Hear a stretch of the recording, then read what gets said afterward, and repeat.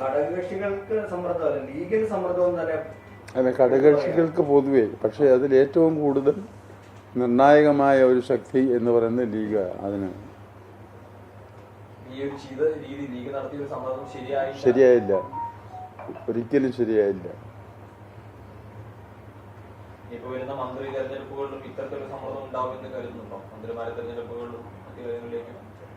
അത് തന്നെ ഉണ്ടാവുമല്ലോ.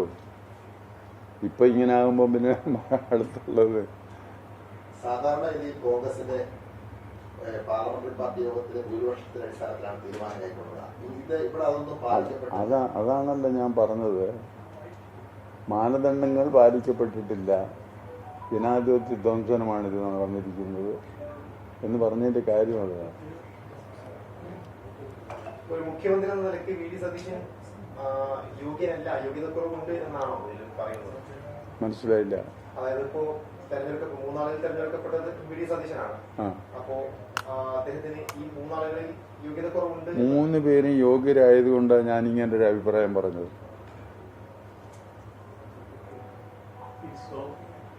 ഘടകകക്ഷികൾക്ക് അഭിപ്രായം പറയാം എന്ന് പി ജെ ജോസഫ് അടക്കമുള്ള നേതാക്കൾ പറയുന്നുണ്ട്. അവരുടെ കൂടി വോട്ട് ഉപയോഗിച്ചാണ് കോൺഗ്രസ് അല്ലെങ്കിൽ UDF അധികാരത്തിൽ വന്നത്. അപ്പൊ ഘടകകക്ഷികൾക്ക് അഭിപ്രായം പറയാമെന്ന് ഘടകകക്ഷികളുടെ പല നേതാക്കളും പറയുന്നു. എന്നാ പിന്നെ MLA-മാരുടെ ഭൂരിപക്ഷം അനുസരിച്ച് തീരുമാനിക്കുന്നത് പറയേണ്ട കാര്യമില്ലല്ലോ.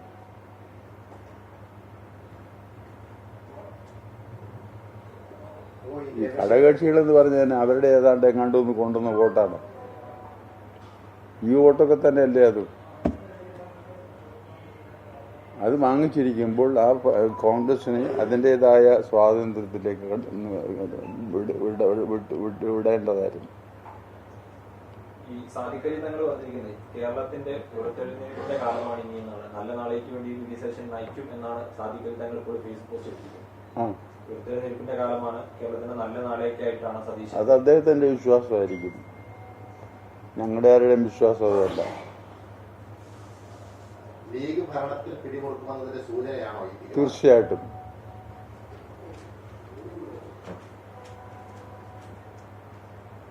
രമേശ് ചെന്നിത്തല സീനിയോറിറ്റി പരിഗണിച്ചിട്ടില്ല എന്നാണ് ഇപ്പോൾ. അല്ല, എല്ലാ തരത്തിലും മാനദണ്ഡങ്ങൾ നോക്കുമ്പോൾ എല്ലാ തരത്തിലും മുൻപിൽ നിൽക്കുന്ന ആളിനെ വേണമായിരുന്നു എടുക്കാൻ. അത് എക്സോർവൈ.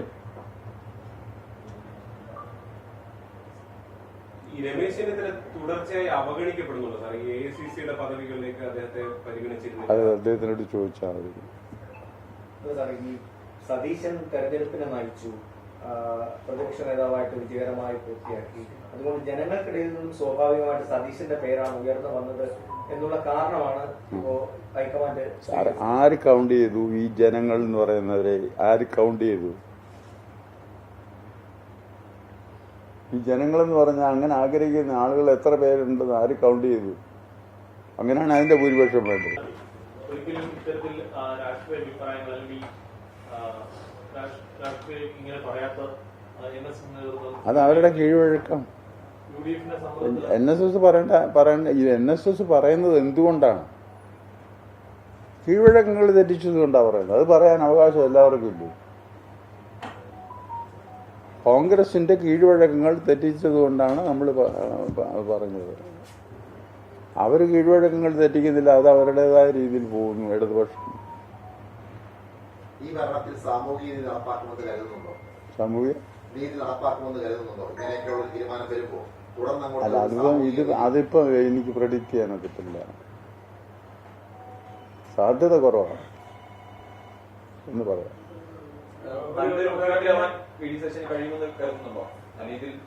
ഞാനത് പറയുന്നത് ശരിയല്ല. ജനങ്ങളെ എണ്ണിയില്ലെന്ന് പറയുമ്പോഴേ ജനങ്ങൾ തെരഞ്ഞെടുത്ത MLA-മാര് അവരുടെ അഭിപ്രായം രേഖപ്പെടുത്തിയായിരുന്നല്ലോ, ഹൈക്കമാൻഡിനെ അറിയിച്ചല്ലോ. അപ്പൊ അതുകൂടി മാനിക്കാതെയാണോ ഈ തീരുമാനം ഉണ്ടായത്? മനസ്സിലായില്ല. ജനങ്ങളുടെ അഭിപ്രായം ആരെ എണ്ണിയെന്ന് സാർക്ക് ചോദിച്ചു. അല്ല, ഞാൻ ചോദിക്കുന്നത്, ഞാൻ വിചാരിച്ചാൽ കുറെ ആളുകളെ എന്റെ കൂട്ടത്തിൽ കൊണ്ടുവരുന്നില്ല. ഈ ജനങ്ങൾ തെരഞ്ഞെടുത്ത MLA-മാരുടെ നിലപാട് ഹൈക്കമാൻഡ് പരിഗണിച്ചിട്ടുണ്ടോ? ഇല്ല, പരിഗണിച്ചിട്ടില്ല.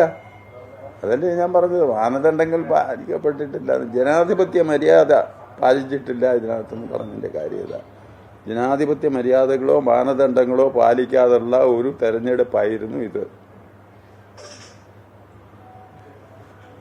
ഈ ഇന്നലെ താങ്കൾ ഉൾപ്പെടെ പറഞ്ഞ അഭിപ്രായം ഘടകകക്ഷികളുടെ സമ്മർദ്ദം ഇന്ന് രാവിലെ ജൂഞ്ചി രാധാകൃഷ്ണൻ ഉൾപ്പെടെയുള്ളവർ ആ അഭിപ്രായത്തിൽ താങ്കൾ വെറുതെ അഭിപ്രായം പറയുന്നതല്ല എന്ന് പറഞ്ഞു. കോൺഗ്രസ് തന്നെ ഈ കാര്യത്തിൽ ഈ ഘടകകക്ഷികളുടെ സമ്മർദ്ദത്തിൽ വ്യത്യസ്തമായ നിലപാടുള്ളവരുണ്ടായിരുന്നു. എന്നിട്ട് ഇങ്ങനൊരു തീരുമാനത്തിലേക്ക് എത്താനുള്ള പ്രധാന കാരണം ഈ മുസ്ലിം ലീഗിൽ ഉൾപ്പെടെയുള്ള സമ്മർദ്ദം തന്നെയായിരുന്നു. സമ്മർദ്ദം അത് അവരോട് ചോദിച്ചു. ഞാൻ പറയാനുള്ളത് ഞാൻ പറഞ്ഞല്ലോ, പിന്നെ അവര് പറഞ്ഞതിന് ഞാൻ മറുപടി പറഞ്ഞു. ലീഗിന്റെ സമ്മർദ്ദത്തിന് വഴങ്ങി ഇത്തരം ഒരു തീരുമാനമെടുക്കുന്നത് ഭാവിയിൽ BJP പോലുള്ള രാഷ്ട്രീയ പ്രസ്ഥാനത്തിനല്ലേ ഇത് ഗുണം ചെയ്യുക? എനിക്കത് അറിഞ്ഞുകൂടാ. ഇവിടെ ലീഗിന്റെ അപ്രമാദിത്വവും സ്വാധീനവും ഇല്ല എന്ന് പറയുന്ന എത്ര പേര് കാണും? എത്ര പേര് കാണും?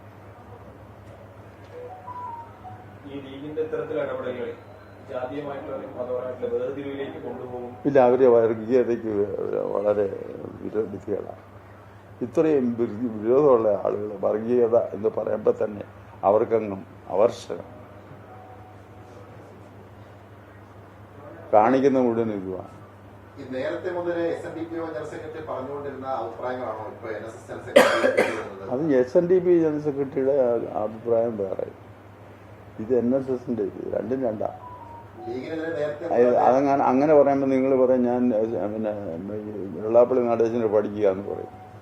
അത് വേണ്ട, അതിനുള്ള അതൊക്കെ ഞങ്ങൾക്ക് ഉണ്ടാകും. അത് അദ്ദേഹത്തിന്റെ അഭിപ്രായം പറഞ്ഞു. അങ്ങനെ പലരും അഭിപ്രായങ്ങൾ ഇനിയും പറയും. കഴിഞ്ഞ തവണ ഇതുപോലെ സാഹചര്യം ഉണ്ടായപ്പോഴാണ് ഇപ്പൊ ഞാൻ ചോദിക്കട്ടെ, ഞങ്ങൾ ആവശ്യമില്ലാത്തടത്ത് ഒന്നും പ്രതികരിക്കാറില്ലായിരുന്നല്ലോ, ഉണ്ടായിരുന്നോ? ഇപ്പൊ പ്രതികരിച്ചത് എന്റെ രൂക്ഷമായ ഭാവത്തിൽ അത് വന്നതുകൊണ്ടാണ് അത് പ്രതികരിച്ചു, വ്യക്തമായിട്ട് വന്നു കഴിഞ്ഞു. അതെ അതെ.